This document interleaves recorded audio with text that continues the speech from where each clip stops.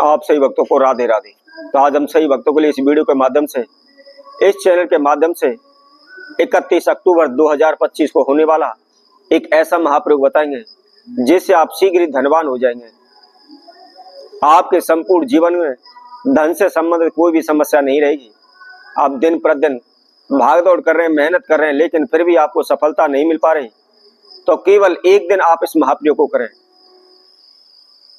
आपके जीवन में धन से संबंधित जो भी बाधाएं आ रही हैं, जो भी रुकावटें आ रही हैं, शीघ्र ही दूर हो जाएंगी। यदि आपने किसी से उधार पैसा उठाया हुआ है परंतु काम न चलने की वजह से वह उधारी आप देनदारी दिन प्रतिदिन आपके ऊपर बढ़ती जा रही है, आप उस देनदारी को उतार नहीं पा रहे, जिसके लिए आप अनेकों प्रकार के प्रयत्न कर रहे हैं, दिन रात मेहनत कर रहे हैं, खून पसीना बहा रहे हैं, लेकिन फिर भी आपको कोई भी सफलता नहीं मिल पा रही,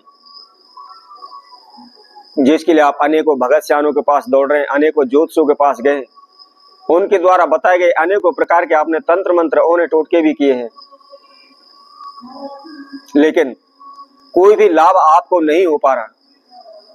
दिन प्रतिदिन समस्याएं आपके ऊपर बढ़ती चली जा रही हैं, दिन प्रतिदिन कर्जे में आप डूबते चले जा रहे हैं। तो ऐसे में आपको क्या करना है? तो इसके लिए हम एक महाप्रयोग आपको बताने वाले हैं। यदि कोई भी व्यक्ति 31 अक्टूबर के दिन इस महाप्रयोग को कर लेता है तो वह शीघ्र ही धनवान हो जाएगा, कर्जे से मुक्त हो जाएगा। इस दिन भीषम पंचक प्रारंभ होने वाले हैं, जो कार्तिक मास के आखिर में 5 दिन पहले प्रारंभ होते हैं। और आप सभी को मैं बता देता हूं, कार्तिक मास श्री हरि विष्णु को बहुत ही अत्यधिक प्रिय है। इस मास में जो कोई व्यक्ति श्री हरि विष्णु की प्रार्थना करता है, उनका पूजन करता है, उनकी आराधना करता है, तो उसकी सभी मनोकामना शीघ्र पूर्ण हो जाती हैं। श्री हरि विष्णु के आशीर्वाद से उसके सभी संकट टल जाते हैं और माता लक्ष्मी के आशीर्वाद से वह धन धान्य कारोबार व्यापार सभी से संपूर्ण रहता है। वैसे तो भीषम पंचकों में कोई भी शुभ कार्य करना वर्जित माना गया है। इस समय पर भीषम पंचकों में कोई भी शुभ कार्य नहीं किया जाता, परंतु इन 5 दिनों में कोई भी व्यक्ति लगातार 5 दिन तक अन्न का त्याग करता है, इन 5 दिनों में व्रत रखता है, तो श्री हरि विष्णु की असीम कृपा उसके ऊपर बनी रहती है, माता लक्ष्मी का आशीर्वाद उसके ऊपर बना रहता है। इन आखिर के 5 दिनों में भीष्म पितामह ने पांडवों के लिए ज्ञान दिया था, जिसकी वजह से इसको भीषम पंचक कहने लगे हैं। तो यदि आप कर्जे से या कारोबार व्यापार से या अन्य कोई भी किसी प्रकार की समस्याओं से आप जूझ रहे हैं, कोई भी आपको सफलता नहीं मिल पा रही है, तो इसके लिए आपको क्या करना है? हम बहुत ही एक छोटा सा प्रयोग बताते हैं, कुछ भी इसमें खर्चा आपका नहीं लगना, कोई भी तंत्र मंत्र नहीं करना है, कोई भी ओना टोटका आपको नहीं करना है, कहीं भी नहीं जाना है, बहुत ही आसान सा यह प्रयोग है। तो कैसे करना है, इसकी जानकारी के लिए आप हमारी इस वीडियो को संपूर्ण सुने, आखिर तक हमारे साथ जुड़े रहें। और इसके साथ साथ जिस किसी भक्तजन ने हमारे चैनल को भी सब्सक्राइब नहीं किया, वह सर्वप्रथम सब्सक्राइब करें, लाइक करें, कमेंट बॉक्स में जाकर के राधे राधे अवश्य लिखें।